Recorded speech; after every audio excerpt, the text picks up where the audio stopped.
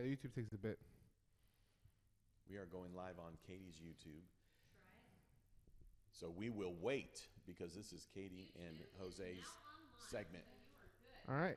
JJ the CPA here. Thank you for joining us for the late afternoon session of the 2019 Accounting and Social Media Symposium. We're still sticking with that name, but I tell you what, we are covering a lot of things specifically related to social media. So I went this morning first talking about kind of the traditional accounting, traditional business, and how to get that on social media.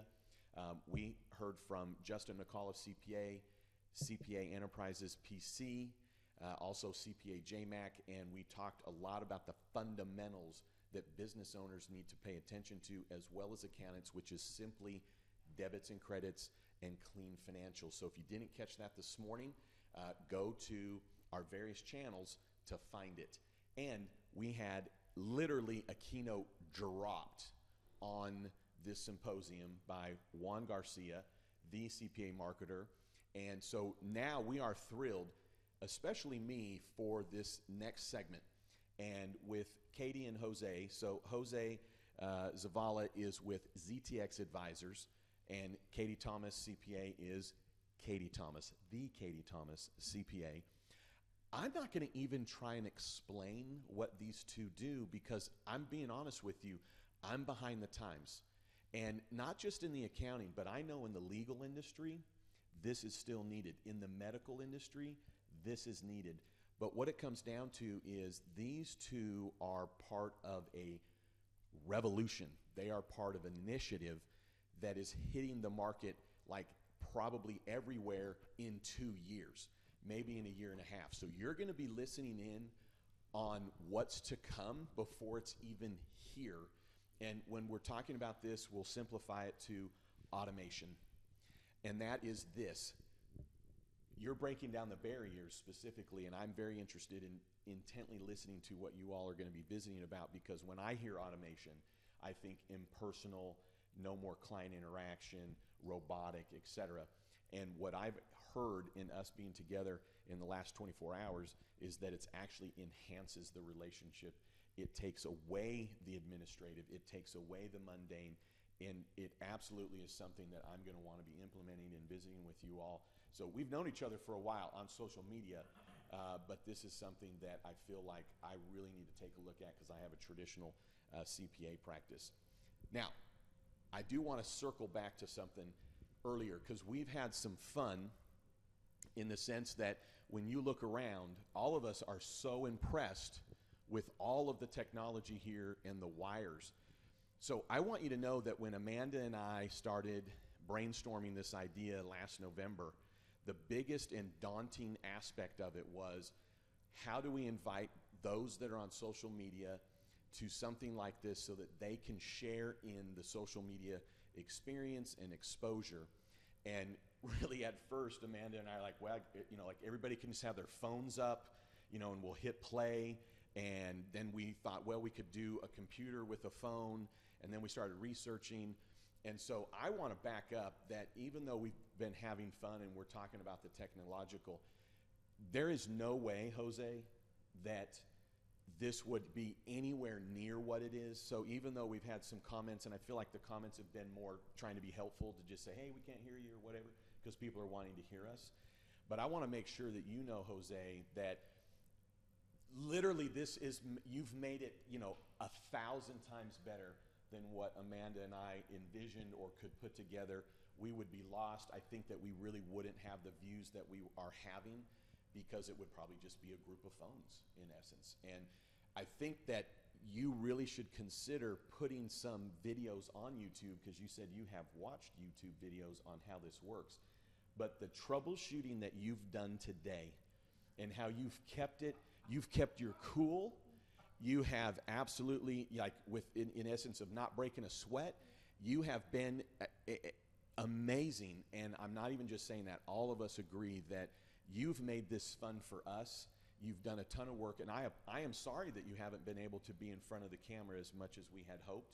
So you have not only sacrificed just expenses, you've sacrificed your time in front of the camera. So I'm really looking forward to you shining in this segment with Katie And I just want to then absolutely make it clear, even though we've been cracking jokes about the technology, I think actually the part that we're cracking jokes is we feel like this is going to be a true success. That one will be bringing all kinds of different attention from different markets. This guy down here, Justin's going to be bringing international. Jose is going to be bringing all the, I'm not going to even drop the names, but all the different companies, and you know, you're deep into the Latino community in terms of what your mission is there. And Katie, all the different CPA firms that you're working with, that when we go to do the next symposium, I think we're going to have sponsors hopefully knocking down the door to be a part of this. And we probably will then be able to have Jose directing some people because you have been running around doing all of this with the headset on. So I really want to say this. The next symposium will be the next symposium because of what you've done. So I just want to say thank you, brother. Thank you. Thank you. Thank you. Let me go out, guys. Thank you. All right. Well, without further ado, I'm going to let you guys talk more about what you do because like I said, I don't even know how to properly introduce what you guys do because it's truly that revolutionary. So take it away, and then we're going to come back and join you guys when you tell us to. Okay. All right. All right. Get out. Get out. Oh, thank you. Get out of here. No, for real. Move. Yeah. I wasn't playing. All right. First, I just want to start off by saying, you know, I know we're having some audio and video difficulties, and it happens. You know, I do appreciate the comments you guys letting us know. But the good thing is we've got all the audio and all the video being recorded separately, kind of straight into there. So the stuff that's going to come out after this for the on-demand that a lot of you guys are asking for is going to be clean, clear, concise, and pretty freaking good. So I'm really excited. Good audio, good everything. So where the Wi-Fi kind of hinders us a little bit here with the streaming, the on-demand stuff is going to be really, I'm looking forward to it. So all right, Katie, I'm going to let you kind of take the handle. So for those of you that don't know, for us, we do a lot of similar things, but then we don't. I feel like, you know, we talk about a lot of the same things. We both really have a lot of the same aspects of, you know, how firm of the future and what that means, and bringing in technology not to replace things, but to enhance the customer experience, you know, and that's something that JJ talked about. And so I'm going to let you take it because I feel like I've been talking a lot. So go ahead. So as JJ alluded to, whenever you hear automation, a lot of times your head can start spinning. There are so many buzzwords out there in the market: AI, crypto, blockchain. I mean, there's just all these words, and while some of them are very applicable to the accounting industry, my goal today and my conversations with Jose are to make everything we talk about very actionable. Like where you can say, okay, I can do this. This is not overwhelming. I understand what you're talking about. So that's going to be the focus of our conversation today, is making it actionable. And what we thought would be helpful is if we took you through the entire life cycle of from onboarding or getting a client interested in you to onboarding them through actually doing the work. And this way you can see the various areas that you can start looking at to improve your firm. You don't have to do all of this at once. You can just pick a piece, and how you choose what piece to improve first, well, that's going to vary firm to firm. So whatever maybe it's you're feeling most overwhelmed with, or maybe for you, thinking about technology and change is so overwhelming that you'd rather start with what you think is the easiest piece. 100%. I think you put it perfectly. Not everything, not what we talk about may not work for you. You know, it all depends. How do you want to work? Just because we like to work, you know, I have a virtual firm, you have a virtual firm, doesn't necessarily mean that that's something that you have to do in order to be successful. I mean, JJ talked about earlier, he's a traditional accountant, and he enjoys speaking with his clients. He enjoys going and talking to them. And there's nothing wrong with that. There's absolutely nothing wrong with that. And what what he can do is maybe more a little bit of enhancing, trying to free up a little bit more time to give his clients a better in-person experience and not have to worry about, you know, an hour meeting doesn't go talking about, you know, 45 minutes of trying to chase down paperwork, where it's maybe 10 minutes of chasing down something to, 45, 50 minutes of strategy sessions, and where do you want to be in 5 years? Where do you want to grow? And okay, what's stopping you? And all right, let's look at the numbers. And why is your profit margin, this month lower than last month? And what's stopping you from getting there? What can I do to empower you to make your dreams come true? So that's kind of what my thought process of why we do this is to kind of free up some time. Exactly. So as we start thinking about growing our business, increasing our bottom line, you can think about doing it in one of two ways. It's increase your revenue. So likely this is marketing, adding on new clients. You could say you increase prices, you offer additional services. But for the discussion today, we can talk about adding new clients and attracting them, and then decreasing expenses, which this is going to be a lot automating your practice and improving your practice management. Yeah, no, 100%. And it's funny because the term that I think about whenever I hear increasing revenue is more money, more problems. And I mean, you can start to scale up, but if you don't have the right system and processes in order, like, you're just going to spend more money on staff and spend money on items that, if you don't have the right process in place, it's going to be hard for you to scale up, and that's something where you need to take a look at your internal processes about every 6 months and really, kind of go to it. But I digress. Let me take a step back. So go ahead. Sorry. I tend to go on my little tangents sometimes, and I got to pull myself back. So. It's my fault. I influenced you poorly.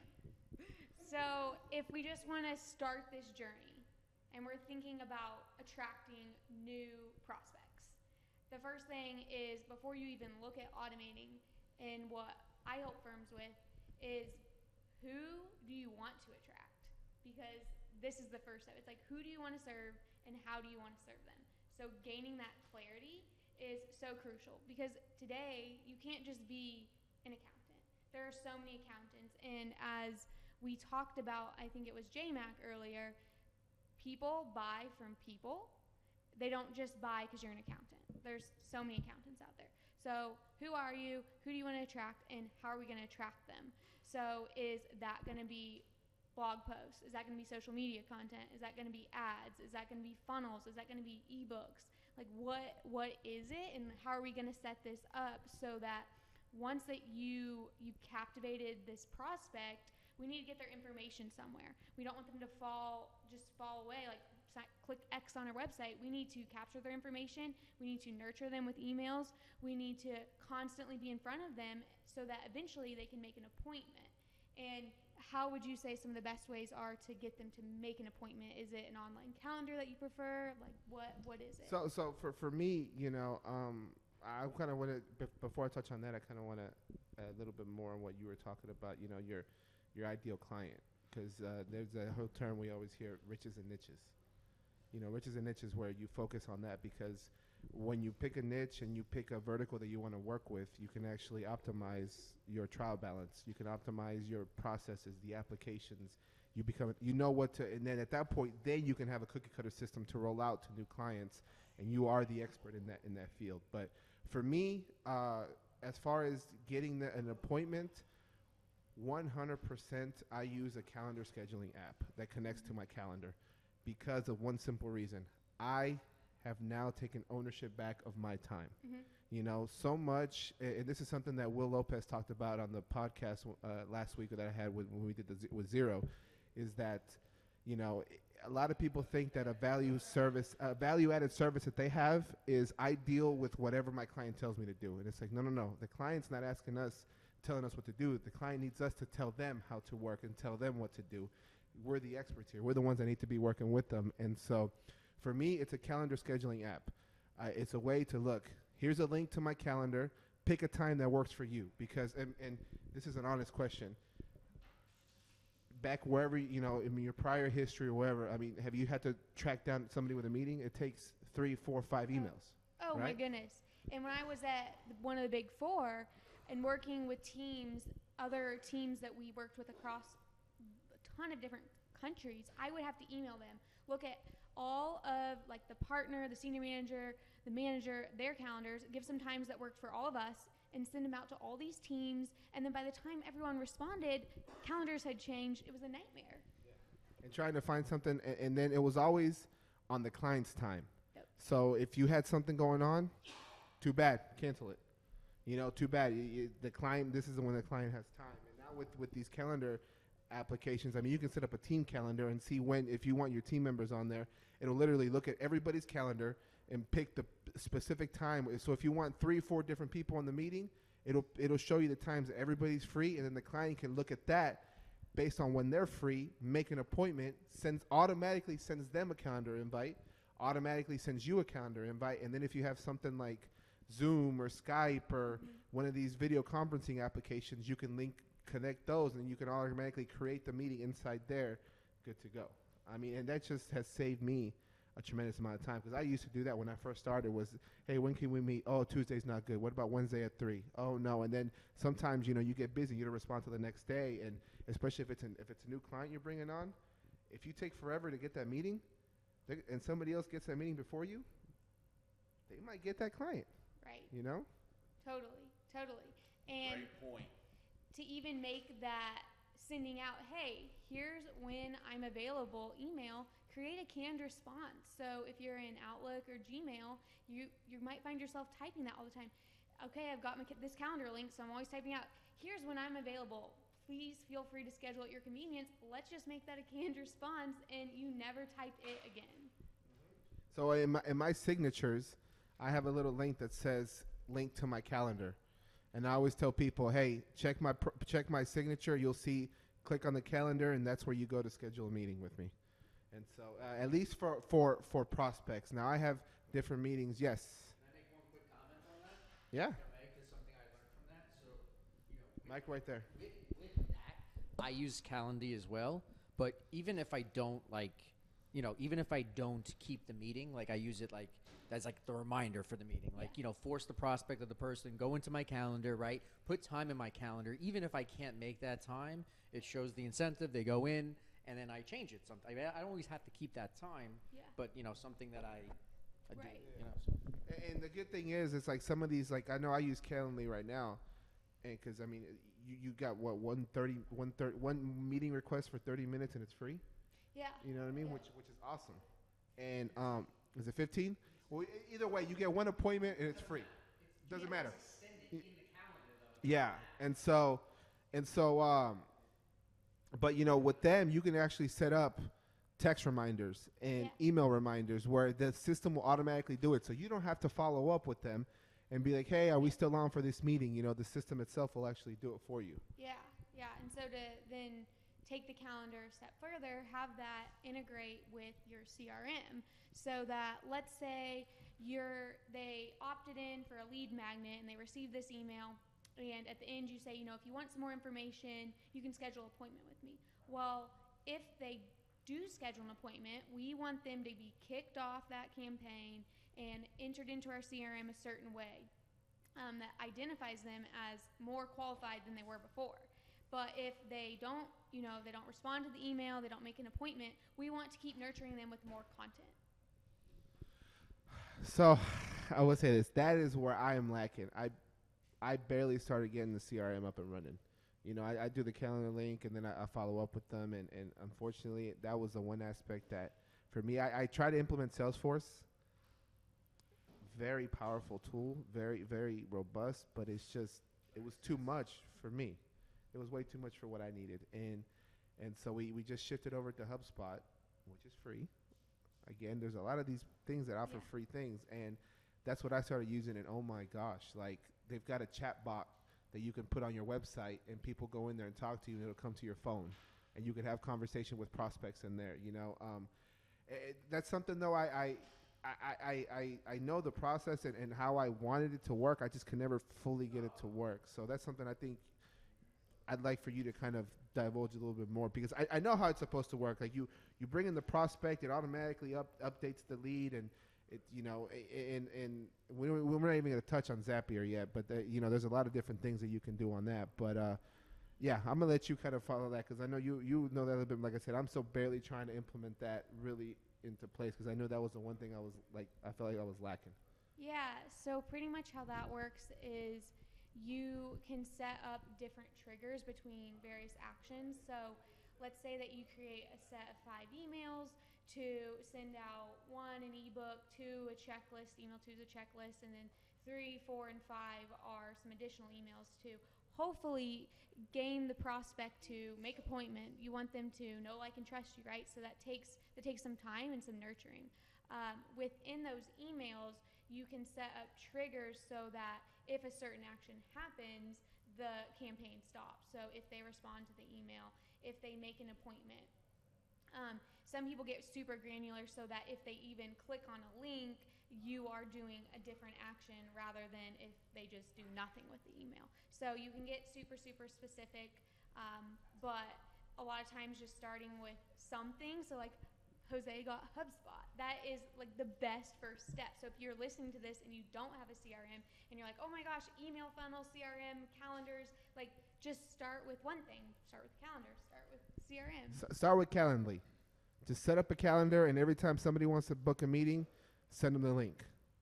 Hey, let's meet. Hey, when are you free? Hey, here's my calendar. Pick a time. Yep. It's that simple. Go ahead. Come on in. Go ahead. Yeah. Well, I can't stand it any longer because I need you guys to weigh in on something, okay, that I think that's probably the biggest thing that when I talk to people about this calendaring thing is that I want to protect my time. So I was surprised to hear you say, Jose, that when you went to this calendaring and what you did, because we're all back here listening intently, that it actually was you taking your time back, because I actually see it different. So I'd like for you to expand on that, both of you guys, because I never ever would want someone to schedule themselves on my time. Like it actually makes me mad to think about it. It sounds kind of weird. But when I listen to what you guys are saying, it's like, well, I mean, God, that's just a 26-year history, you know, of being in the business world, so to speak, where I'm the one. But when you talk about how it's 4 or 5 emails, like that is absolutely true. And then by the time you have someone respond, your calendar has changed, et cetera. So can you expand on that? Because I bet there's a lot of people listening in right now. Like, I don't think I would ever put out there, like, click here to get on my calendar. So I'd like for you guys to touch a little bit more on that. So this is what I do. When I talk to somebody, I explain to them, like, look, guys, I was like, you know, I have an email, I have a link to my calendar, and the reason I do that is so that you can choose a time when it works for you on my calendar, and we avoid the back and forth. We go ahead and get that meeting booked now. Because if they're calling me or if they want to talk to me, there's a reason why they want to talk to me. You know, I mean, if they're looking for a new bookkeeper, if they're looking for a new tax preparer, they're probably mad at the old one, or something happened with the old person they worked at, and so they're looking to make a change. And it's always the quicker you respond, the better close rate you have with them. And so I let them know that, because the way I used to operate and what I was taught kind of in prior firms that I worked at was it's always the client's always right, and it's whenever the client has time. So if like, oh, well, Tuesday I'm super busy, you know, that's my day, then I have to catch up, but that's the only time the client has time to talk to you, you got to take the meeting. So At least that's what I was taught. and I agree with everything you're saying. Just to add on that, if you know you're worried, JJ, about someone booking an appointment with you, I hear this all the time.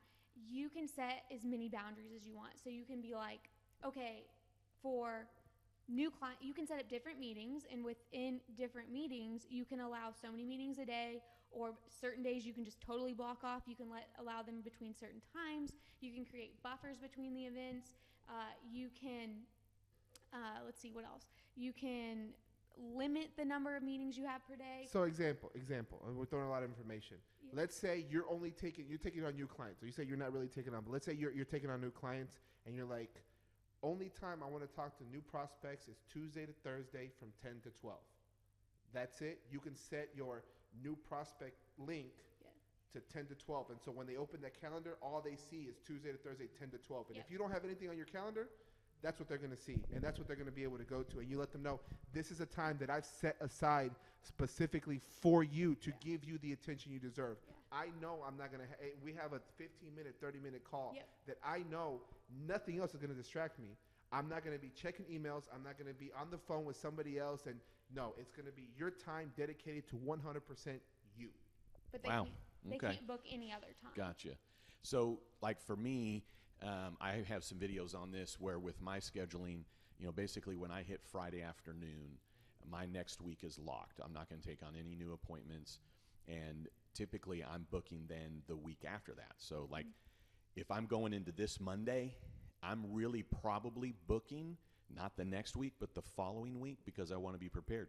So are you able to put those kind of Yeah. parameters? It reads your calendar. So if your calendar is all booked up and you have, so that's why you have to stay on top of your calendar as well.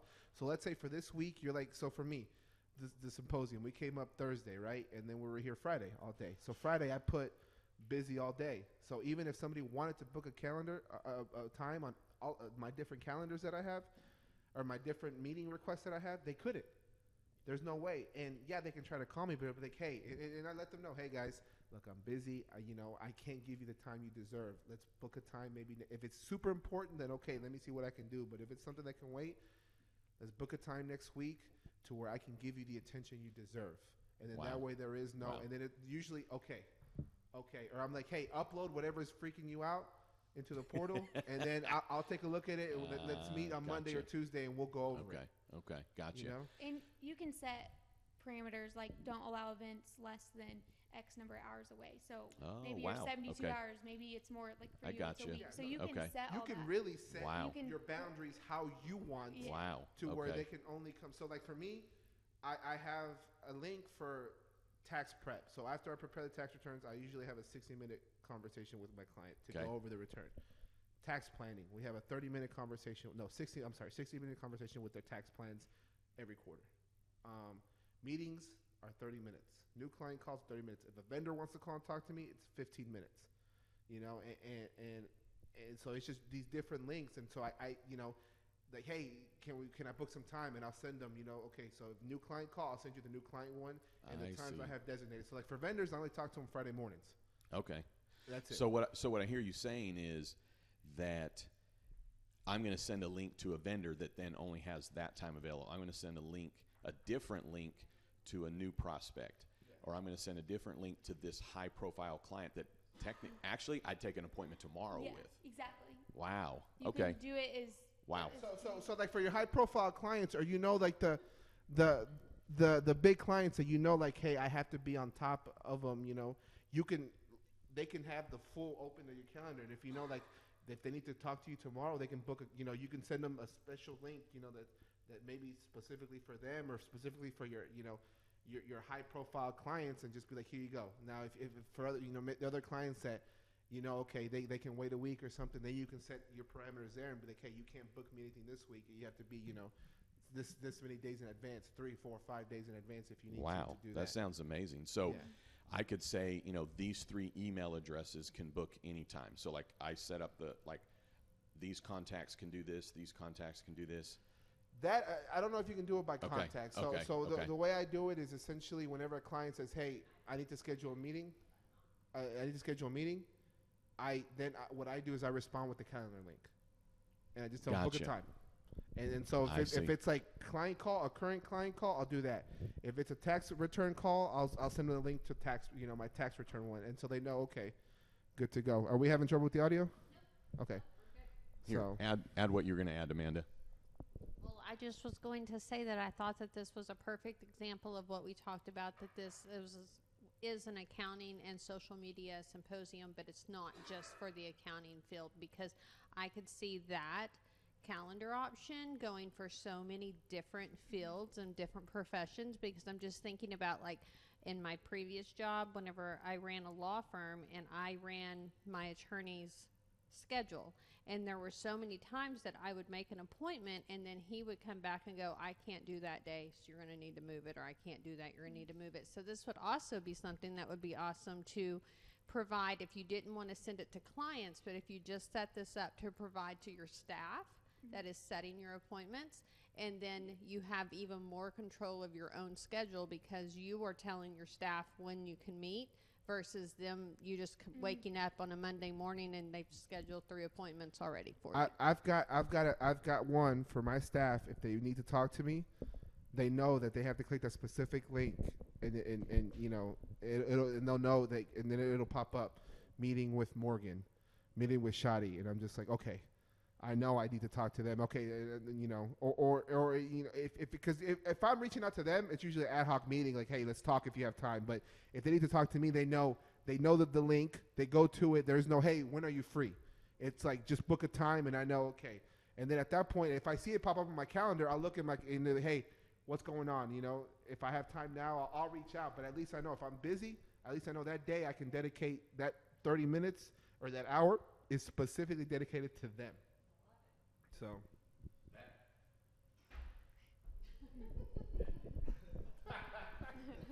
Thank you. That's awesome.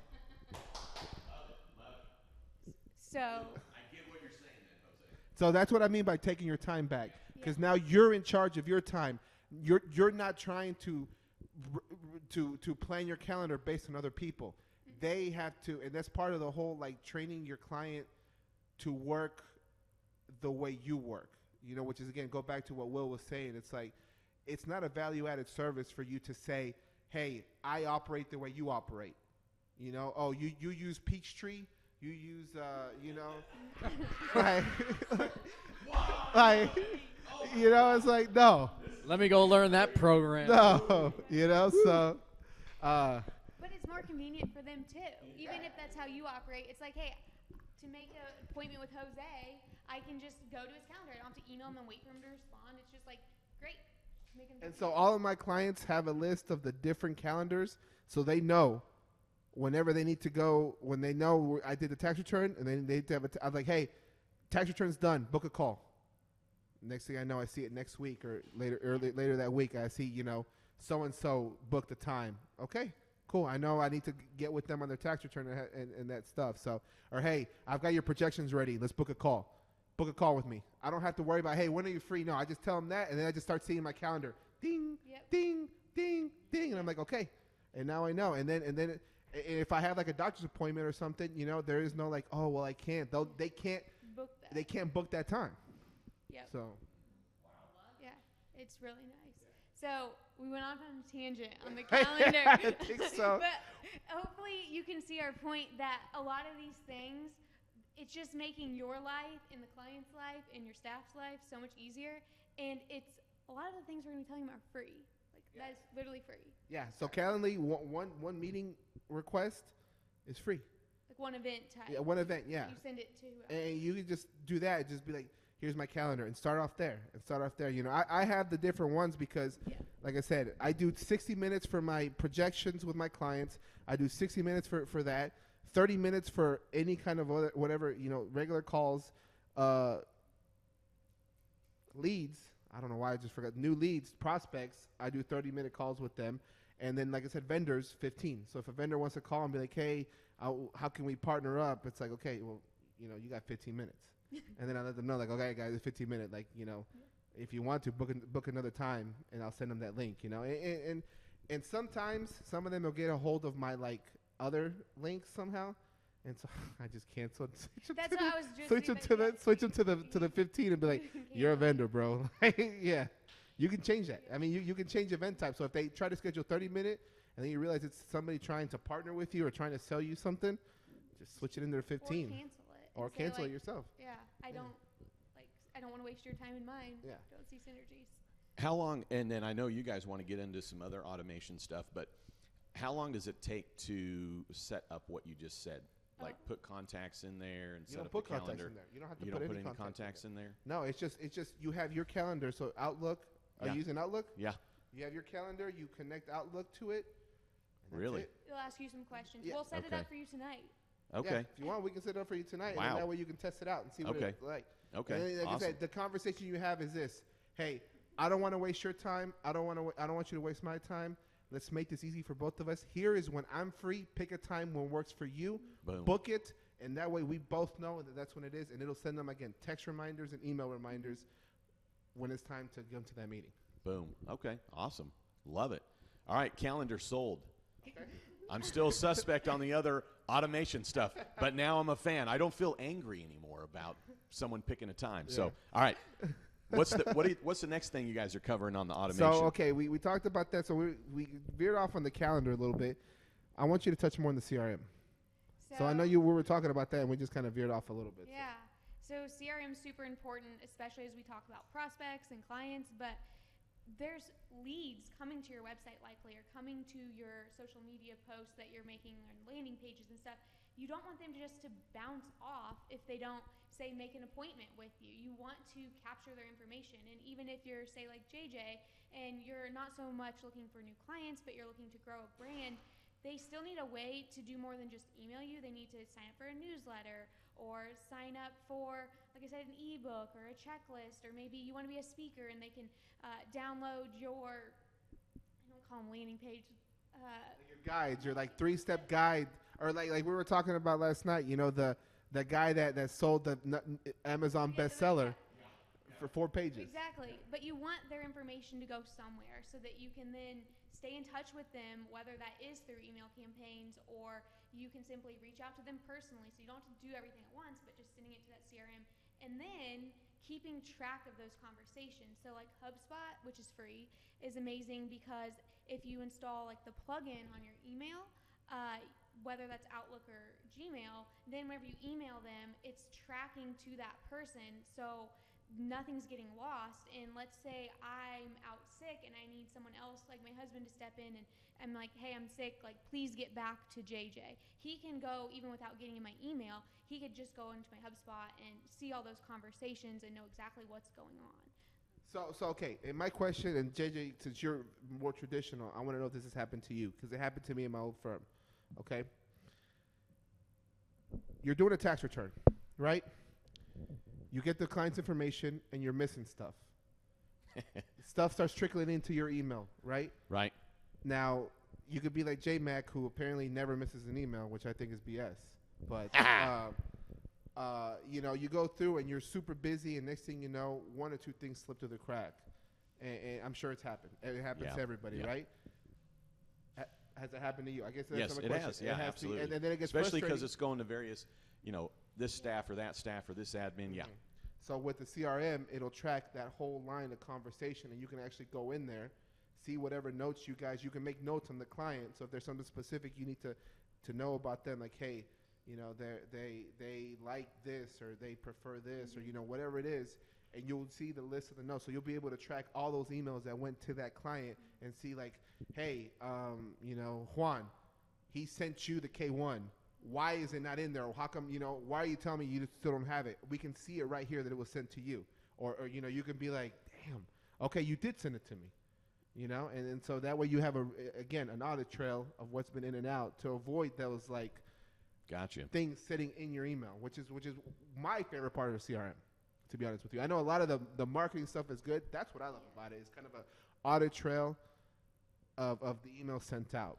So do you connect that email address to that portal or to that client so that any email in and out with the firm is just automatically attaching itself, or do I have to click and copy and paste or send it to the portal? Does it automatically So connect you create the contact in this, and you correct me if I'm wrong. Do you guys create mind the if I get a content. chair? No, bring it. Yeah, not at all. You're I like- realized I'm like, I was like, I can expect Juan to lean down that much, but you know. So the way I use it is I connect my Outlook to it, and so I create the company, the client inside, and so then anytime a client comes into information comes into there, I can go ahead and I know that it goes there. Or at the same time, I can also take that email and send it to that, you know. So if for some reason it's not connected or something, you can take it and send it to that client in that software. So when you go into the software, you can actually pull it up and see it. Right? Wrong? Yeah. Okay. So I don't have much experience. Like I said, I'm barely implementing the CRM. I played more with that aspect of it. I haven't played with it a little bit, so I know I kind of wanted to get your take on that. yeah, so a lot of times whenever we're thinking about marketing, the CRM is great to manage like tasks, like follow up with this prospect, or doing those email campaigns, or if we aren't quite ready to move into a different way to communicate and collaborate outside of email, all of that's going to be tracked within the CRM. But as we talk about communication more during our discussion, I think that we'll definitely hit on having a way that the firm members can all have collaboration in one spot, so that your clients don't become risk to your book of business if you know, if I'm working with Jose and Jose leaves and goes to another firm and he's had all the conversations with this client, what am I going to do? Like, he's the one that built that relationship. I don't know what's going on with them. And if I go to them and say, hey, I'm actually a partner here too, and I don't know what was going on with your business, that's not a very good look. So you don't want your conversations to be risking your book of business. Well put. Very. I didn't even think about it from that. Boom. Katie, Well put. Katie, hey. All right, guys. We'll see y'all later. Yeah. Mic drop. Yeah, I was just going to Don't say, drop my Katie. Don't drop my mic though. Yeah, that's huge. Well, and you know, that I think that speaks to the older generation of CPAs, which I guess I'm throwing myself into. But, you know, we are very very protective of our client list, because I think one of the reasons that the CPA is, and the accountant and the EA is a respected profession, is that we are trusted. You know, J-Mac talked earlier about how my grandfather said, you know, the first thing somebody wants to do when they decide that they want to hire you is they got to like you. Well, the second thing is that he said, well, they got to trust you. And I think that our profession takes that very seriously. And so when you say that you're helping to protect that information, you're gathering it, that speaks to me, because wow, that's reducing risk that something falls through the cracks. I mean, I talk to my staff all the time that I mean, I've written very detailed emails to my staff at 2 a.m. because we have a strict policy, and we've had this before I even really had staff. But our paper files, okay, because we still use paper files, and then we scan them at year end. They are required to be paper clipped in a manila folder, and then we put a rubber band around them, and then they go in a green hard folder related to anything to that client, and then a big rubber band around that. Because, as I tell staff, we lose one 1099, right? J-Mac, think of that. Someone thinks they sent us a 1099, or we missed the 1099, and it's a 1099-R, right? And here comes now an IRS letter that matches to say, hey, you didn't report this income. And we're sitting here because this is real life example. And we tell the client, well, we didn't even know to ask for it because you're 35 years old. We didn't know that you pulled money out of your retirement account. You didn't send us it. But then, oh, well, wait a second. No, we did. So it sounds like, first of all, I'd be able to track that to then know more specifically. But what you're speaking to there for me is that is my paper clip. That is my rubber band. That is my manila folder. That is my big rubber band around the green, in the sense of making sure. And we have now in the email world, you know, we're printing out emails. Now we've started using Dropbox where we're sending it over. So all I'm telling you is, like, the stuff that I had a barrier about this morning or yesterday or forever, you're really bringing down those barriers. So I really appreciate what you guys are doing. And I'm about to say something you're probably not going to like. Email is the most inefficient way to communicate with clients. 100. Do you agree with me or no? It's not that I don't like it. It's just, like, I don't even know what that means. Like, what do you mean? Like, what else is there? I mean, well, I'll touch on that a little bit later on kind of what we do. So, but most of my clients don't email me, and there may be a few that do, and which is fine. But for the most part, because when you email me, it just comes to me. What if I'm sick? What if I can't get to it? What if I'm busy? I have them message my staff. I message the whole team, and then we have a strict policy of I need a response within 12 hours. Just even if it's like, hey, I see your message. Yeah, absolutely. We know, the same. And then that way they know, and then that way, you know, because now I don't have to worry about if it comes to my email. You know, then if I'm out of town or, you know, I have no service somewhere, I'm not going to get it. You know, and then immediately they know that if it goes into the system, then one of my team members will be like, hey, if I hadn't responded to it, hey, I'll do that. But the way I have it set up is when that hits the system, I get a notification on my phone. So it's like, okay, let me go in and do it. Or if not, I can text, you know, hey, can you respond real quick? I'm out of town or something, you know. Or again, my team members see it too because it hits everybody's phone, and they can go on. If I don't, I tell them if I don't respond within 3 hours, you guys respond. And so, and yeah, it's happened where I've been just so busy and I didn't even realize it, and then I just, you know, and I'm going through kind of my list just to see if I missed anything, and I see, oh crap, yeah. And then okay, good. They responded like, hey, we'll get back to you. We see this, we'll get back to you in a little bit. So, Wow. yeah. Love it. Okay, what's the next part of automation? So, should we move into onboarding? Yeah, I think so. Oh, wow. Okay, so We went down that rabbit deep Yeah. hole big time. with onboarding, to connect that to your CRM, let's say the client says, let's move forward. Great.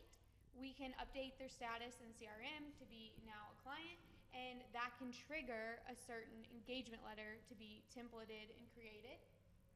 Having those created right off the bat saves you so much time, and doing it in a system that allows the client then to like log in, see their engagement letter, ask any questions, e-sign it, and then if you're comfortable, which a lot of firms now are, they set up automatic billing, and the client agrees to it right then. They enter in payment information, so like Practice Ignition is amazing. Yes. I love that software. Practice Ignition is amazing, and the fact that the client, they already know what to pay, which you've hopefully had that conversation. No longer, at least the firms I've worked with, you can tell me in your experience, people don't have a problem paying up front, or at least paying 50% and then paying the remainder 50% upon completion. Like, times are different, and I think a lot of times it's the CPA firms that are afraid to change their ways and say, well, I've always collected money after the tax return is prepared. What do you think? No, 100%. I mean, it's a fear of upsetting the client, or this is the way we've done it for so long. I know for us, for our clients, I have a few legacy clients that I still bill after the tax return. But if we get a new client, like a tax client, 50% deposit right off the bat. If we're onboarding a new client, or if we're doing kind of full service, I'll tell them, hey, this is how much we charge at the beginning of the month, and if we get paid, we'll do the work. If we don't get paid, we don't do the work. And clients are okay with that, because they know, okay, at the first of the month, or whenever we negotiate, maybe it's better for them on the 15th because they get paid, the first week, and we're flexible on that. But as long as I get paid on a consistent basis, and that's why I love Practice Ignition so much. And Guy Pearson over there and his whole team just are killing it with their software, because it has just automated the whole process for me. Proposals, and now I have legit looking proposals, engagement letters, and they have such an open API that I can connect that to just. I'm not gonna go down that rabbit hole, but we got J-Mac over there just yelling. I can hear him on his TikTok or something. But yeah, PI is an amazing software, and it's just what it does. It because I can talk about this topic a lot. I'm just gonna touch on this. It's like, again, we talk about having clients work kind of like you do, and that's part of it is explaining to them, this is how we bill, this is how we work, this is how we operate, and letting them know, hey, you set the expectations up front of what it's going to be like to work with you, and then that way there is no things coming back later. And I mean, are you okay? Goodness gracious. Like, you're over there jumping around like crazy and yelling. Yeah. Goodness gracious. So, sorry. Go ahead. Oh shit! Sorry, guys. So yeah, Practice Ignition is amazing. Yeah, So love it. And as far as no problem, as far as invoicing and billing goes, so I know we approached this a lot from the onboarding. We did talk about payment, just those, especially those recurring payments. I don't know about you, but when I was even at one of the big four, we spent so much time with invoicing every single month, dealing with bills, creating PDFs, altering the PDFs. It's just these done, it's going out, recurring, just charging them. do you mind telling us how you send out your invoices? Because I think this is kind of a good example of a traditional firm. Not to talk bad about it, but it's just because for hearing you say it was the way I remember it at my old firms, how it was done as well. Yeah, well, and I appreciate that, and I don't mind exposing myself a little bit here for the benefit of everybody that's tuning in. But, from my perspective, I want to first say that you bring apprehension. You bring me some stress with what you're saying when you're talking about the automated billing. So we do have some clients that we bill every month or we bill every quarter, but we have a sheet of paper that has their credit card information on it, and Alona in my office goes over and punches it in and then tears the receipt and punches in, tears the receipt. And we thought, like, wow, this is awesome. Like, we can charge, and the clients expect it, of course. And then we stepped up where now people can go to a link and log in, but it kind of led to some confusion. So we actually stopped doing that because it didn't tie into our QuickBooks. So to answer your question, though, is we generate an invoice in the sense of the project's done. We generate the invoice. We look at how much time that we put into it. I'm really the only one that kind of determines what we're going to charge the client. And we have some clients that we mail it to them still because they're just, old school. I mean, I have clients that are in their 50s and 60s, and that's how they're going to want to pay it. Yeah. And those clients typically actually pay fairly quickly. But we have started 2 years ago, and it felt I was really nervous about it, where when we finished the return, we immediately sent them the invoice. I don't know why I was nervous about that, but we immediately sent them the invoice. And we said, or I had it communicated in the email, when we get paid, we'll e-file your return. And when you have clients that have been with you forever and they're good for it, we've had some people, like, what is this language? What do you mean? Like, you're going to hold my return hostage? And I really just had to say, hey, listen, this is just how we're doing it firm-wide. Of course, I know you're going to pay. So here's the bottom line. Go into QuickBooks. We have to generate an invoice, pull up the client. It's Alona that does it. It's probably the next staff that's going to actually fold it and send it. Or if we're emailing the invoice, it has to be then converted into a PDF. Then we have to take that PDF, copy it, and paste it into an email. We have some standard verbiage that's copied and pasted over. We then have to type in the person's name, and then we have to. Most of the emails are kind of in Outlook, but you have to kind of make sure you email it to the right person.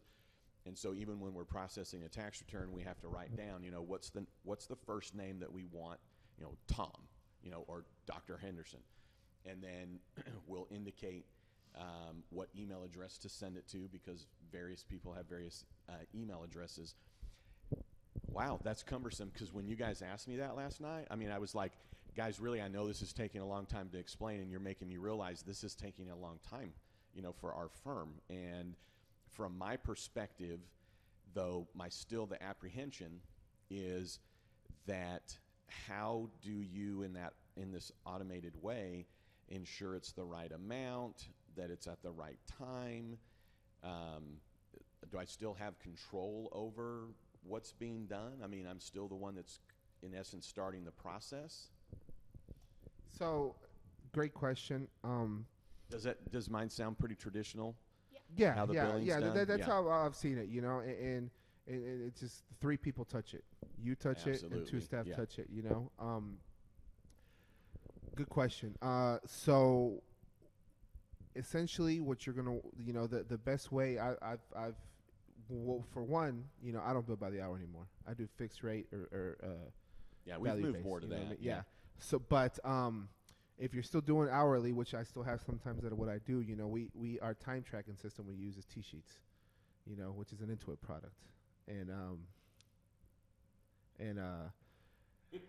but that integrates directly into Xero, into my payroll software, which is Gusto, and into Xero, which is where I invoice.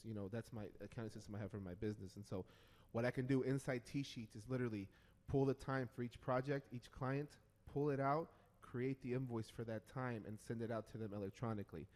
Then that invoice, what it does, we already have all the information in Xero, their name, addresses, emails, everything. We've got the verbiage for the invoices, what we want templated, and we can pick the different templates we want, and we send it out. And then we've got Stripe connected to it. So what they do is whenever they get the invoice, there's a big green pay button at the top. They click that, it opens up a credit card, or if they're going to pay credit card, or if they want to do ACH transfer, they can do that. They put in the information, done. If they open it up on their phone, if they have Apple Pay, they just click the little thumbnail, it does Apple Pay, they pay it right on the spot right there. Wow. So there is no having to print it out, there's no having to anything, and to me it has, and that's just if I'm sending out an invoice. But now that, by using Practice Ignition now, I've got most of my people, even tax clients, on monthly basis. So I have a tax client right now that I do quarterly estimates and his tax return. He pays me every month a certain amount. So there is no having to send invoices or anything. So literally, PI, Practice Ignition, bills them whenever we designate. I tell them to bill for the amount. That's it, and they know that what's in the scope is in the engagement letter, and if they need anything extra, it's going to cost you. And that's kind of how we do it now. So usually if I really don't, I think I send invoices for like off projects now. And even then, I very few of those because a lot of the stuff we cover is usually inside the engagement letter that we have in the scope of work that we send them. Wow, that's amazing. And I think what spoke to me when you were telling me about this last night, both of you all, is, I kind of feel proud that my AR is typically 5% or less of my gross. Your AR is basically nothing.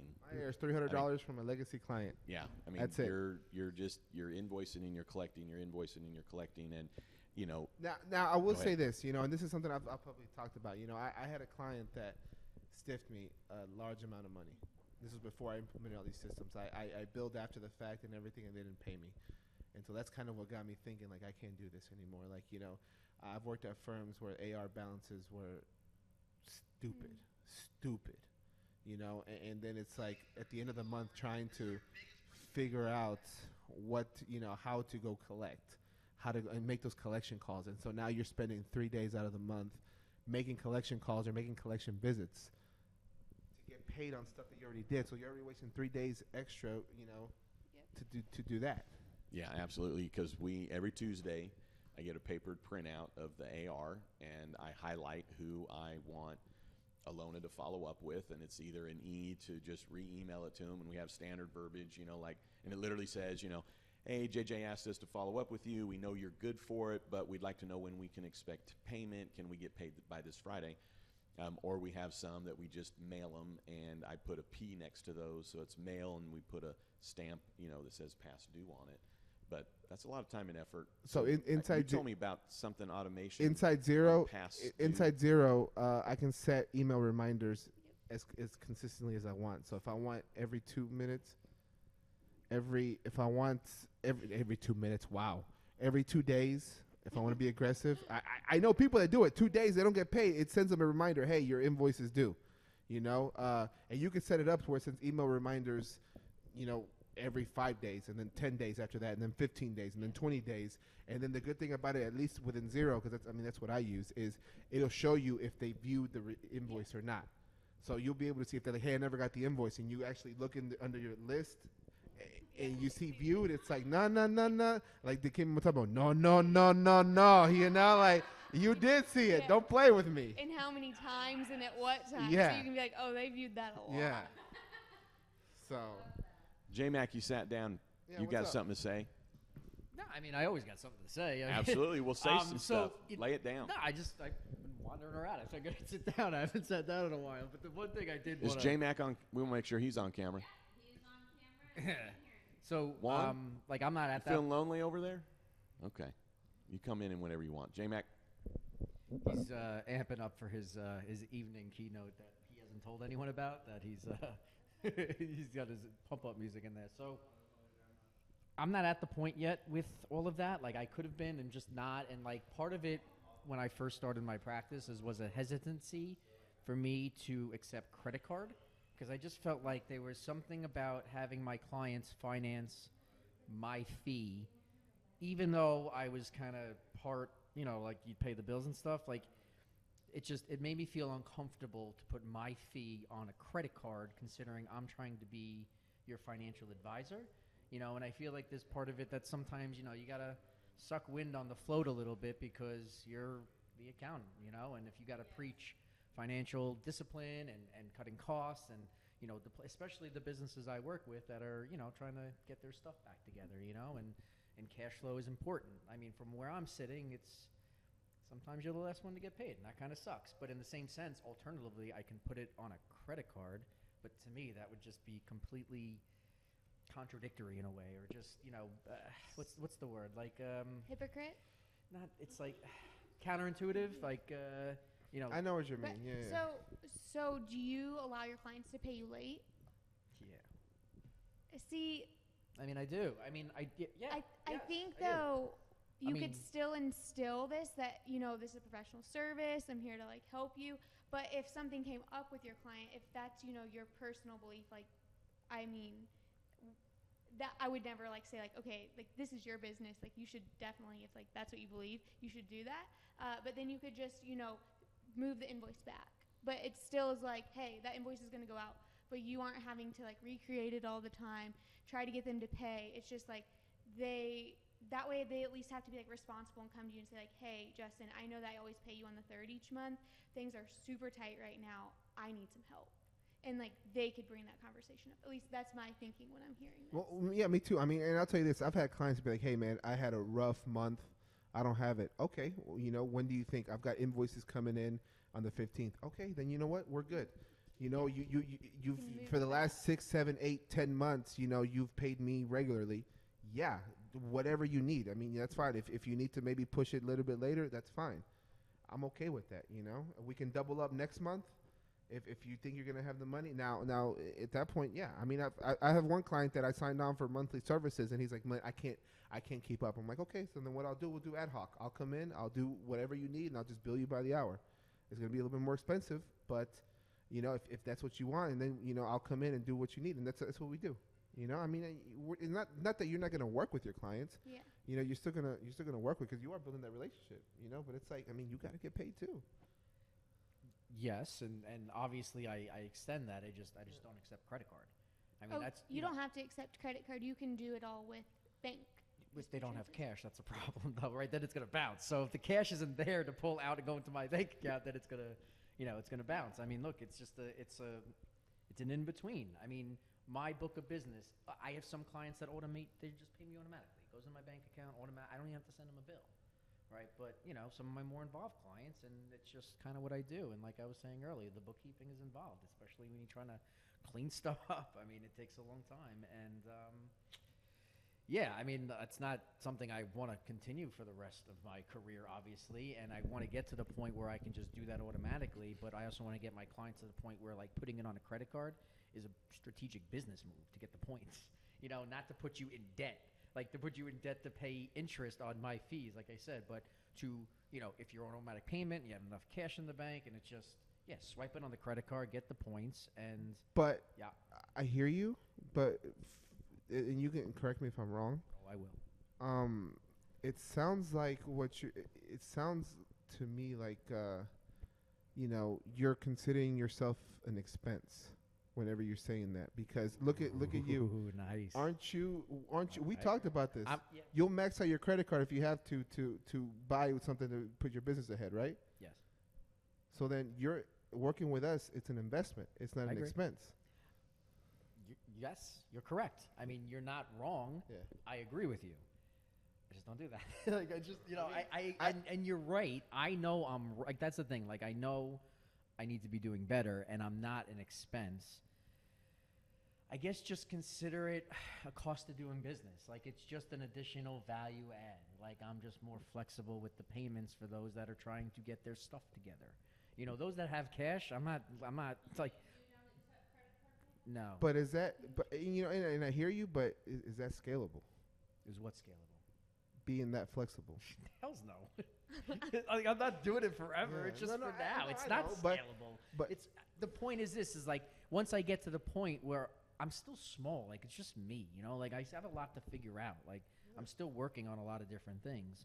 But like I said, I have some clients that are just on automatic, and that's easy. But then I have other clients that I have to, you know, everything's on value billing. Everything's through retainer. Everything is agreed ahead of time. I have clients signed up on agreed upon pricing until 12/31/20, the end of next year, 2020.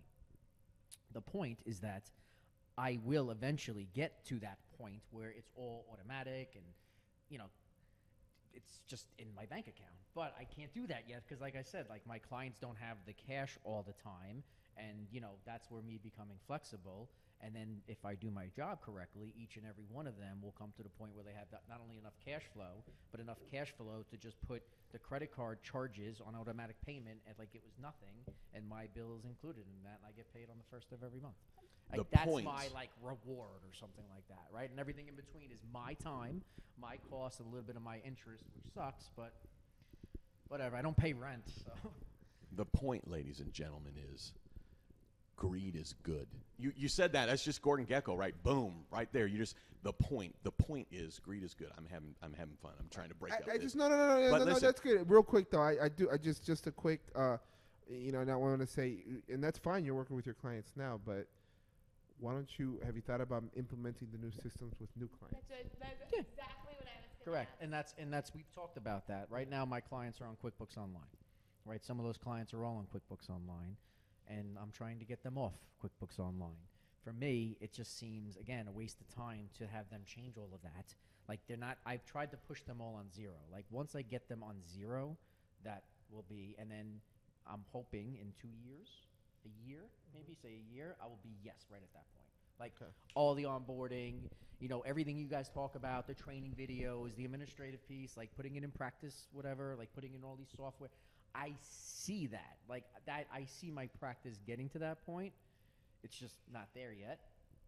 Some of it's for me, but some of it's my clients. Like I don't want. Like I said this to you guys the other day. Like that's more stuff I got to put on their plate. And as I try to manage the ego and and the temperature of the client. Like they might not be ready for, and most of them. Well, are. this is kind of what makes the accounting industry EA, but CPAs different. Is that attitude in the sense of I want to take care of my client. I'm looking out for my client, and I think that our industry does that a little bit to our detriment in the sense of they come first. You even said it, kind of even the calendaring. There's that mentality of the client comes first, and I think that what I love what you're saying is that you can implement it either with new clients. I'm thinking maybe I could implement this with my younger clients, so to speak. That would probably be like, wow, I'm loving this technology, so to speak. But part of what I think I hear you saying though is that it's not a one size fits all. When you were talking last night on the podcast. No. So if we're talking about automation, it could be that it's automated that there's an email, but it doesn't say click here for a credit card. What I'm hearing you say is that, okay, for this specific client, we're going to set the reminder in 30 days. Or the first invoice goes out and it says, this is due within 30 days. Exactly. Right? Gotcha. That's the thing. What I do, what Katie does, isn't going to work for everybody. Right. It's not. It's what works best for you. You know your clients. If you don't want them to pay credit card, like if you don't want to accept credit card, that's fine. There's nothing wrong with that, It's not illegal. And so, it's just trying to figure out what works for you. That's the most important that thing. works for me. Trust me. I'm jealous that but you're at that point. I want to be there. It's just I think though for 20 years of my practice, because I've been practicing, what is it, going on 23 years? Anyways. But for the first 20 years of my practice, I pretty much did things the same way, except 10 years into my practice, we started scanning documents, when we went to PDF. But still to this day, it's in the same manner in the sense that we have a paper file. When we're done with the project or done with the tax return, then we scan it, then we put it in. And when I moved into my new building at the end of last year, I said, you know what, we need to kind of update ourselves. And so we're in the cloud. We have Dropbox. It seems revolutionary to me. But what I'm hearing here now, though, is I think a lot of CPAs are excited that they're getting into new technology. Cloud is big, cloud accounting, so to speak.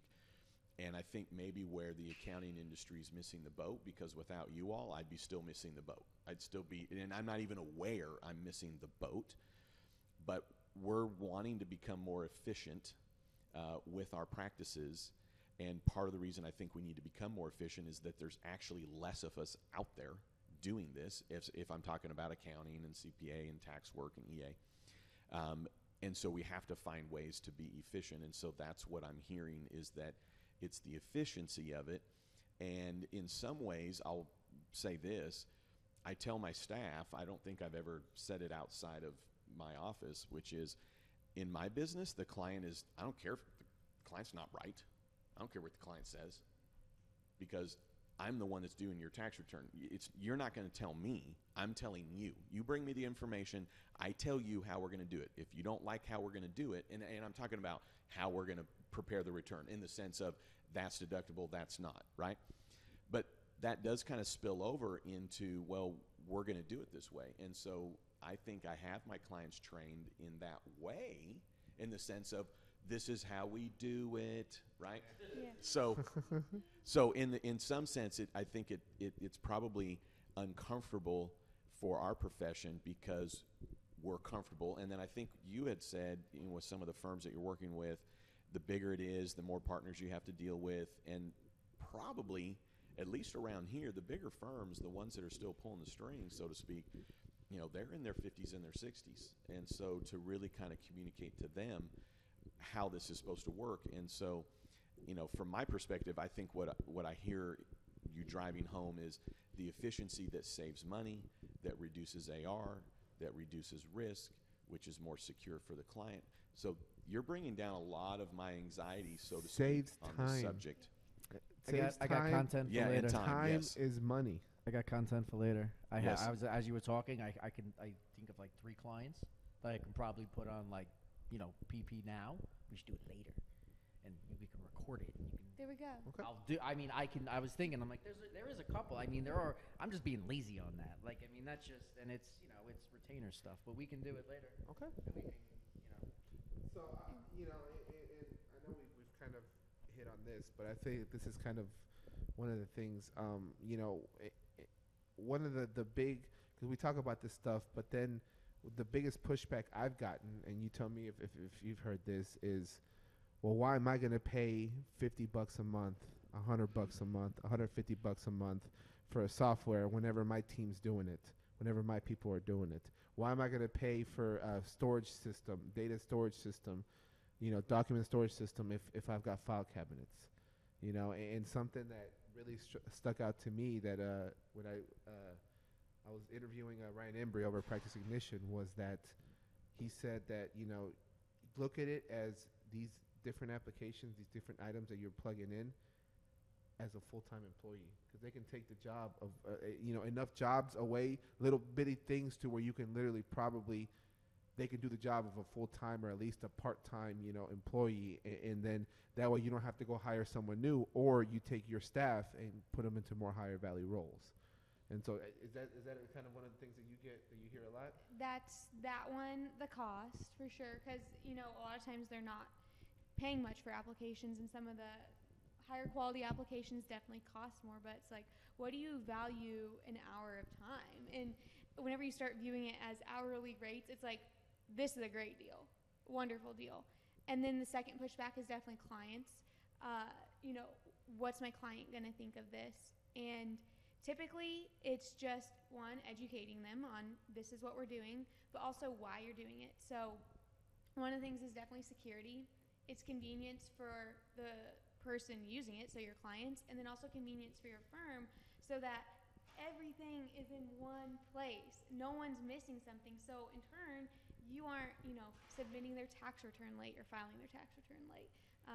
You're getting back to them quicker. Like Jose said, they get back in 12 hours. Like, if I'm your client, I want to just, even if it's, hey, we got your message, we're working on it, we're looking into it, even if it's not an answer, I just want to hear from you. And so if you provide them this information and then you actually implement it and stick to it, it's a very positive experience, and they're going to have no complaints. The only reason why they're going to complain is if they're not being treated well, and these help them be treated. All these systems help them be treated better.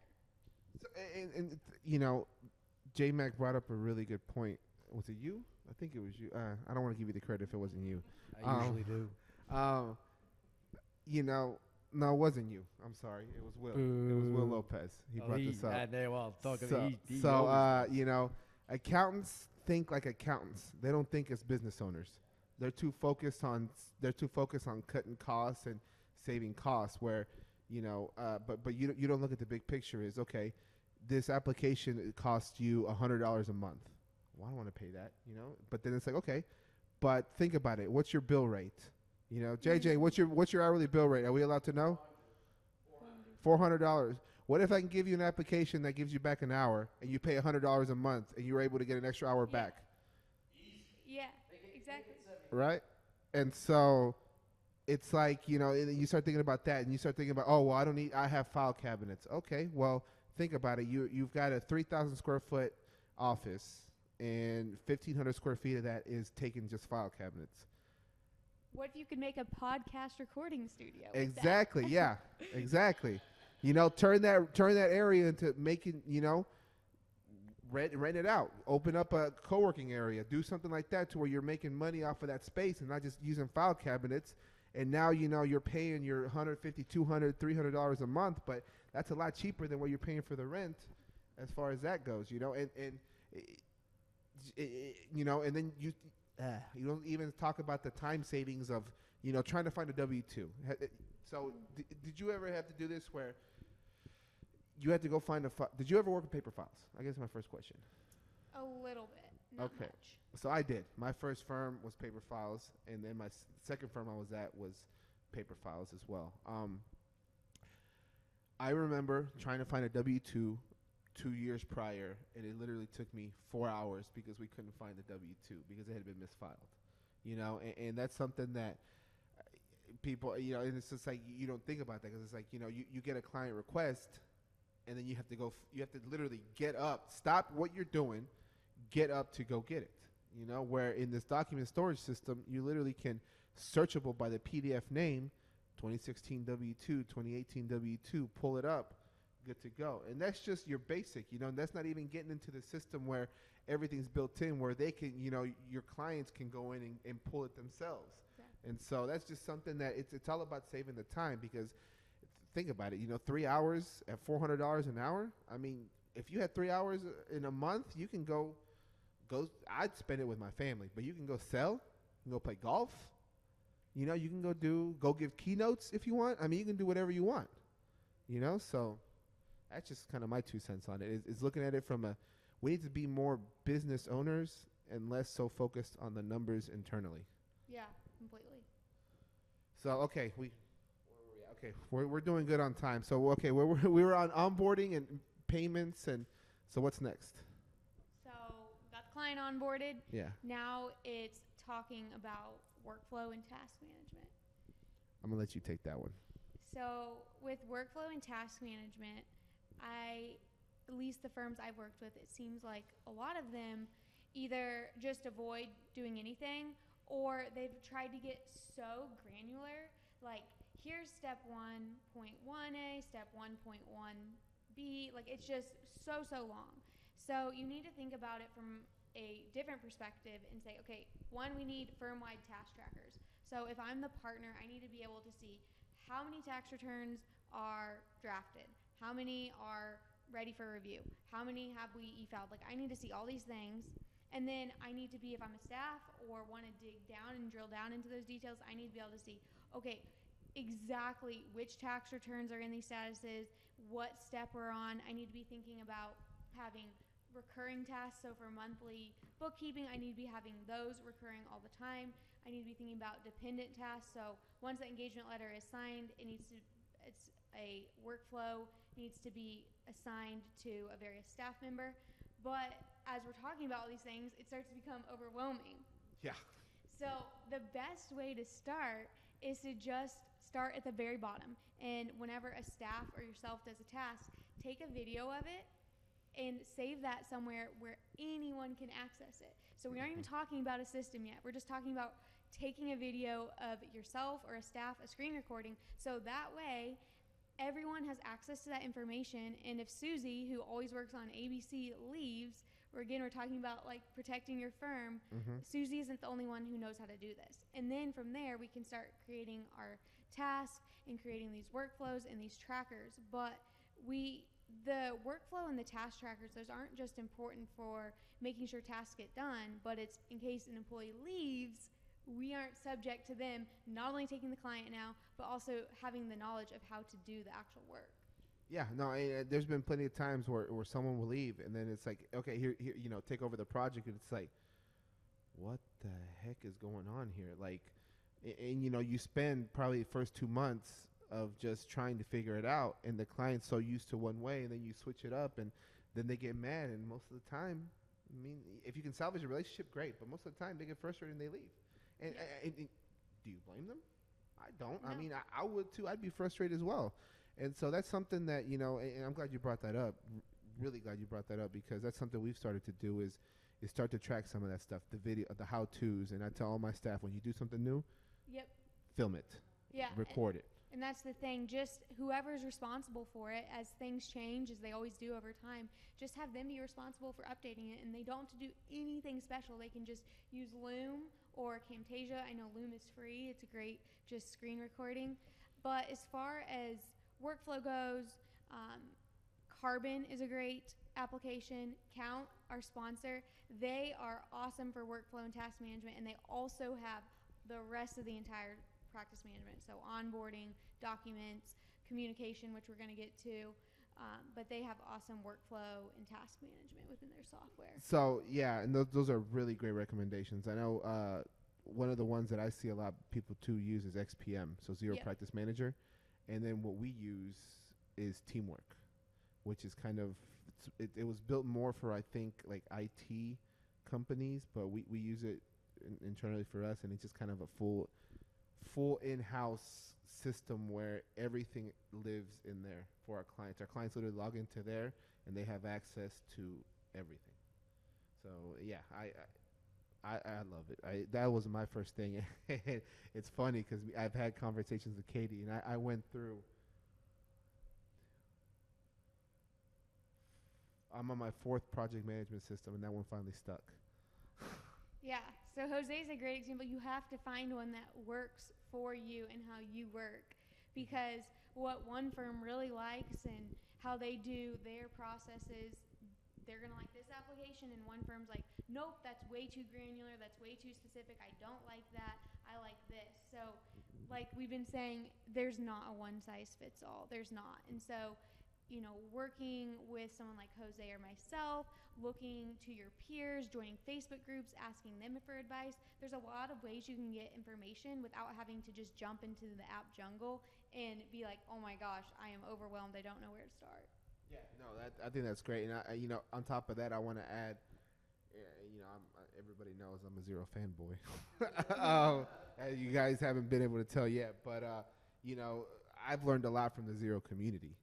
Just the community that they've built, talking to some of these kind of big time players in the space, and it's so awesome because kind of like the same thing we have here with this group.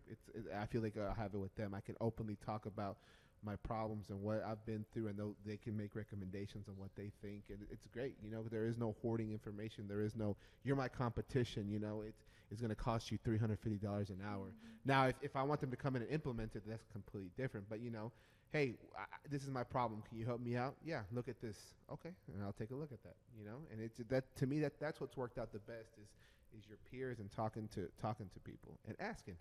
You know, and if you're busy and you feel like, you know, I can't take this on or I can't do it, but you want to get it done, then that's when you bring in someone like Katie, like myself, to come in and we'll implement it for you and we'll train you and your staff up, and then you don't have to worry about it.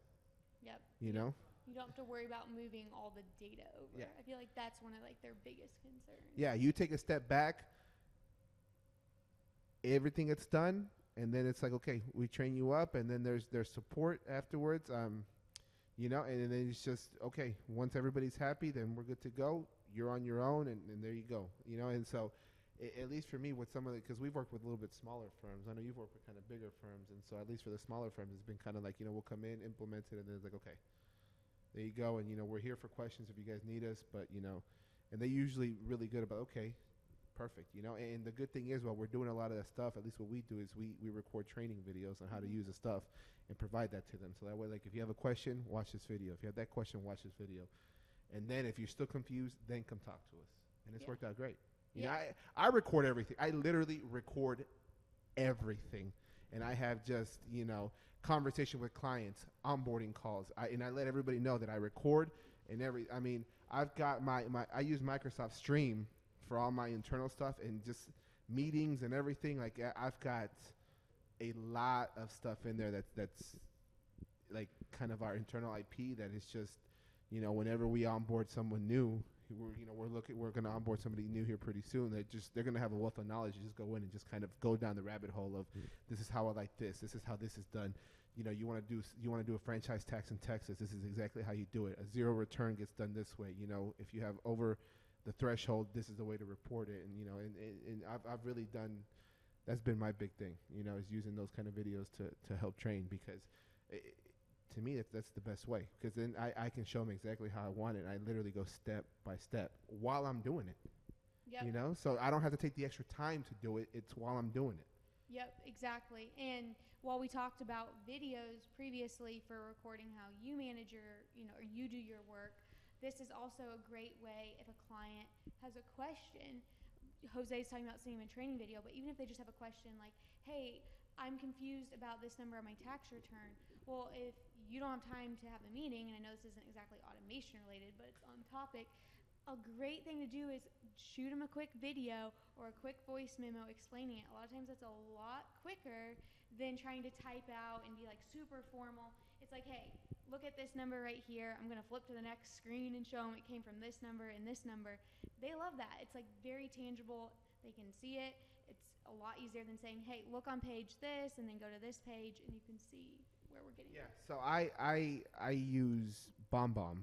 Oh yeah, but BombBomb. Yeah, I use BombBomb, and a lot of my emails now I don't really type any emails. I just do a quick call, and and I'll go into and just a 30-second video is usually what it'll take me probably 15 minutes to type up. Yep. And I get to the point I can really tell them, hey, this is it. And they appreciate that too. Yeah, no, they love it. And it's personable. Yeah, exactly. Because a lot of my clients are virtual, so it's just again more FaceTime with me. Yep. So, no, I love it. I mean, video for me has been a game changer. Yeah. So. But okay, so we're at now. Your system processes and your trainings and everything. So what's next on the agenda? So I think we should talk about communication for sure. Perfect. Okay, so my question to you is, what is your preferred method of communication with clients and then internally? So I really like Count's communication style, where it's a lot like Slack, and you have different channels for your various service offerings. So if I have a question about bookkeeping, I just go to the bookkeeping, I type the question there, and then all of the staff's bookkeeping questions, or if I'm a partner and I say, hey, we're changing our bookkeeping processes, all of that's there. If I want to chat with a staff member, the chats are right there. If I want to chat with a client, I can message them on their channel and say, okay, I have ABC Company, this message needs to go to them. I'm going to click on their channel and select external. So all the external posts about ABC Company go directly to ABC Company. But if I want to talk about ABC Company, I still go to that channel. If I want to say, hey Susie, have you have you reconciled the bank statements about ABC Company? I can just leave it on internal. So all the communication about ABC channel is on their specific channel, but we get to choose which messages are going external and versus internal. And then any responses, they come right. So responses from the client come right back to that channel. Wow. It's really nice. And you can create groups and teams. Yeah. It's just like Slack, except their way of communicating about the client, the internal versus the external, is super nice. Yeah. Wow. So I use teamwork. And that so the way we use it is we invite our clients in as collaborators. And on the message thread, we start a message thread, 2018 bookkeeping, 2019 bookkeeping, 2019 tax prepare. And, everything we have a question, we direct them into that thread, or just tell them, hey, start a new thread with a question you have, And so all our questions usually get funneled into there. And then, we're able to respond. And again, back to having my team touch it, they can touch it and everything. And then internally, Teamwork has a chat function, which we use internally. And, externally is Zoom. So, Zoom meetings are just incredible. I mean, it has a lot of the same features. I like the groups and everything because I know we tried Teams, Microsoft Teams, and it's just very robust, and I can see where the collaboration is. It's just since we signed on with Teamwork kind of, that's like the one site where all our client lives, their files that they upload live in there, and then our deliverables are in there, so that there's never like a, hey, can I have last year's W-2? Yeah. It's already in there. They can just go in and get it. But all our work papers, everything lives inside SharePoint, which is another Microsoft product. And the good thing is, it's like we can link the work papers into the site. So my staff can actually go in there and actually see the work papers. If they're like me, if I'm reviewing a tax return, I can look at the work papers inside Teamwork, and it'll directly pull the link from SharePoint. I can pull that up and have the tax return and look at it kind of side by side, and not have to worry, opening up 2, 3, 4 different things. Yep.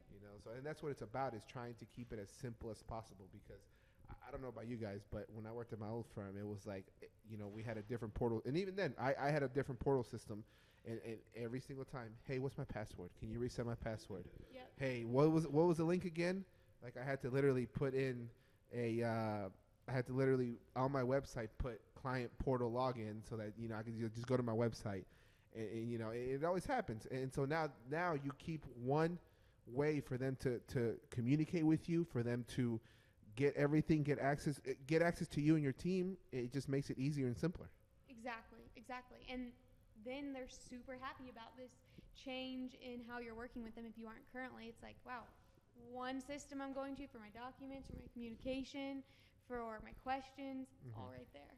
Yeah, 100%. I mean, that has been a game changer for me. And what I like about Teamwork is that, we have our projects, and you can see the percentage we've done on them. So it allows us to be more transparent, and our clients can hold us more accountable to those turnaround times that we promise, so they can actually see where we're at, and there's no, try to avoid that conversation of where are we on this return. Now, sometimes, they fall through the cracks, things are late, things like that, and it happens. That's just the way it is. But for the most part, that's kind of, what we try to do and how we try to operate with them, so that way they know, okay, this is where we're at. And they see the tasks. They see the tasks, and they see when we check one off, and they see whenever we add one, and we can actually add tasks to the client to make them do stuff and remind them and send reminders to them. So it's worked out pretty well. I mean, but it sounds like Count kind of does similarly, like a little bit of the same thing. Yeah, exactly. So, which to me sounds amazing. It just, like I said, there is not one solution works for everybody, but there's different solutions out there, and Teamwork works for us. Count, Count works for other people. There's another one. I've heard some people that really love, like, Jetpack Workflow. Yep. Taxdome, have you heard of that one? Taxdome is great. They have something really cool with the documents and approval workflow. So, like, for example, you can set it up where you send your client a draft of the tax return, and until they pay, they don't get the final copy. So kind of like what JJ was talking about, that they implemented internally. Just their Taxdome system does it. Wow. That's awesome. So there are so many, and I would say if you aren't, you hear all these applications, you're like, how do you know? The best way is to look at reviews, ask others, get help, or a lot of them have free trials. Not all of them, but go just like see if you even like clicking around on the interface. So, okay, I do want to ask you a question. And what do you think about something like Zendesk to do that, as far as like a ticketing system for when clients have a question, they do that? What is your take on that aspect of it? So my question would be, what do you see as like a benefit of having a Zendesk versus just having a place like a portal and a communication center where they can come and just ask directly right there? So the benefit I see, and this is something I'm thinking about implementing internally, is I would like somewhere for them, if they have questions, to go directly. It goes directly to one person, and then they assign it to wherever it needs to be assigned. So, so-and-so Morgan works on this client, so when it comes in, the request come in, or when the problem comes in, they can assign it to Morgan. And then, again, faster communication, be like, it comes in, hey, we see it, we'll connect you with the right team member or something, and then you kind of send it out to them. I don't think I'm at that spot quite yet, because we can still manage a lot of, the communication back and forth and things like that, but that's something that interests me, and I've got a lot of colleagues that use, like, Zendesk and these other ones, and they love it. They swear by it. They say it's just been amazing, because, you get all these incoming things, and you can funnel them into, and then you can just kind of, you make sense of all the information coming in. Right. Yeah, so I've actually used Zendesk at a software company. I think it's a great product. I think that makes sense as, you're growing and you have more staff members. So if there's like a lot of people working on a certain client, that would start to make sense. We're like, okay, it's this client coming in, and we're going to assign it to this specific person. I would say if you're smaller, then you have like an intermediary. Whenever it's likely the client is only being handled by a couple people. Okay. It doesn't make so much sense. That's my Okay. personal perspective. Yeah. But again, It could be different just me. It could be just me. Just I see a new toy and I'm just like, I want. And I had that problem. I see a new app and I'm just like, how can I put that into my practice? And how is it going to save me time? Yeah. And I'd love to hear if you tried it, what you thought. okay, I'll let you know because Teamwork has desks fully integrated into it as well, which I've thought Yeah. about rolling out. We'll see. I'll let you know. I just, like I said, I've got that happens to me. So we got 15 minutes. So we got communications. We got 5. Yep. Oh, so we got cut 10 minutes early. Okay. You hear that? Hold on, did someone check You hear the that? math on that? So, all right, we got 5 minutes. So, last 5 minutes, Katie. Is there anything you want to touch on before we have to say before we're forced to get off? Oh gosh. Well, I hope that you guys aren't overwhelmed because we talked about a lot of things, and it's interesting, like talking to JJ about the calendar or something that we have been using for a while. But I think this goes right back to accounting where what you're doing all the time, so if you're a practitioner, it seems super obvious, but it's not.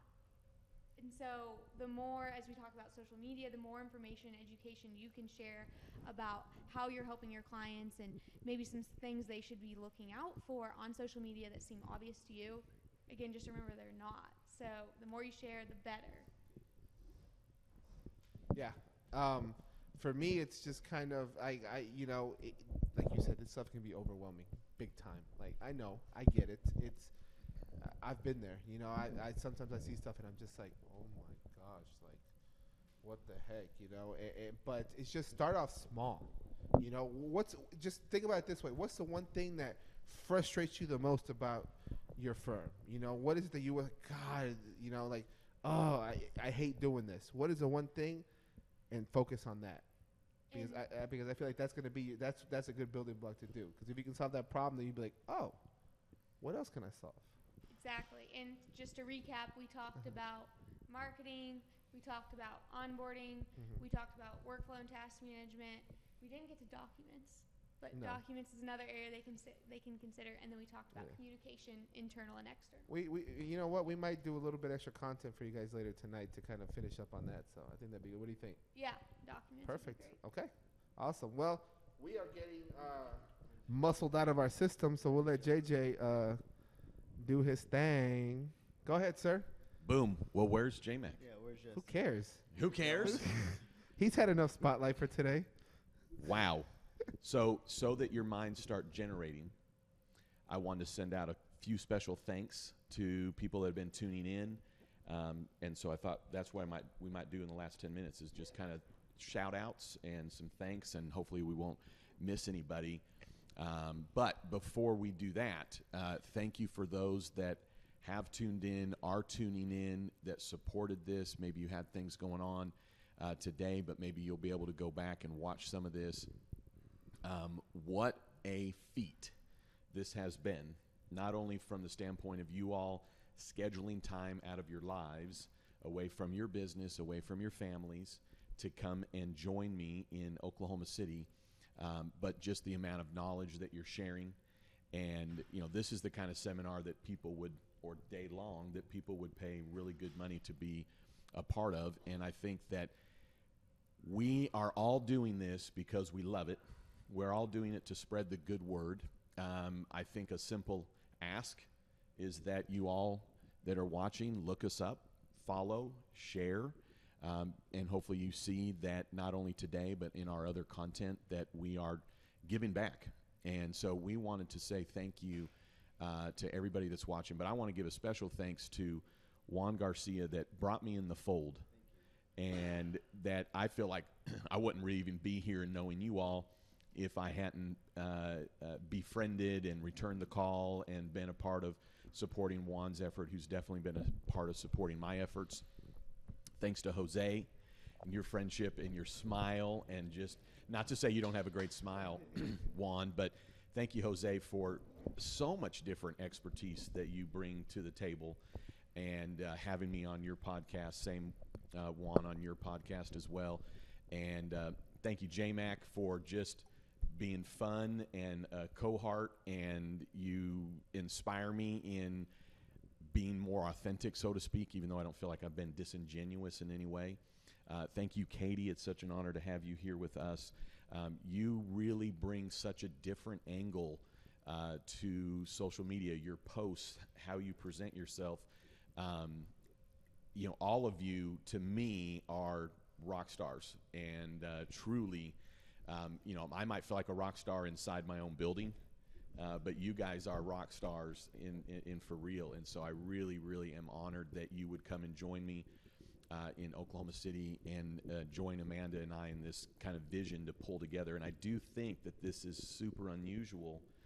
I don't think I've seen this on social media anywhere, where 5 social media content providers, influencers, whatever it is. I know none of us like that term. I hate that word. But it's just kind of a social media term in the sense of that people are interested and they're paying attention and they're commenting. And I think you all are well ahead of where I'm at, in the sense of you guys are really just speaking to the public. And so it's an honor to have you guys here. And I'm excited that we're all sounding like we want to do something again, and maybe sooner rather than later, so to speak.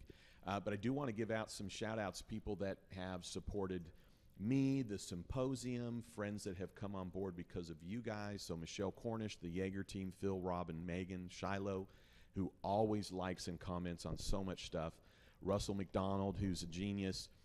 Jack Rugala. Nope. Ruggieri. He doesn't even know how to pronounce his own last name, he told me. Jimmy Lou. Jimmy Lou, Joshua Gallagher, Jeremy Wells, Amanda C. Watson, Matthew Watts. We're so sorry that and sad that you couldn't be with us here today. We look forward to the next time. Mahmoud Reza, Hector Hernandez, Ben Juan, Rajat Kumar, Michael Reeder, Eric Howard, Mabab Mummin, Mr. Islam, and Jonathan Dorn. So don't ruin it, but I do want you guys to have an opportunity to just give shout-outs to those that are part of your collaborative team. And but what we're going to do when we end here, we're going to immediately go live only on my YouTube channel. That's the only spot we'll be, JJ the CPA on YouTube, because we all want to highlight somebody who every one of us has been inspired by. And I think we want to just do a special tribute. We're gonna do the video in kind of a little different way, so to speak. And so be sure that you go right to the YouTube after this. But Katie, we'll just go down the line. Do you have any shout outs? Okay, so I have to shout out Rajat again. I'm not sure how we got connected, but he comments on everything. And to me, that says so much. Whenever you drop a comment, no matter what, it's like you took the time to comment. That's amazing, but he does it on everything. So I got to shout out him. And then I've got to shout out someone that's in a different industry. So Frank Otts, if you're not following him, he puts out amazing content. He's an insurance broker or insurance agent, but he's amazing. I love his content. And then Jimmy Pan, if you're not following him, he's amazing as well. Man, I don't know. You renamed a lot of them. I know for sure. Thank you. You know, those that watch, thank you. Will Lopez, I know, watches us.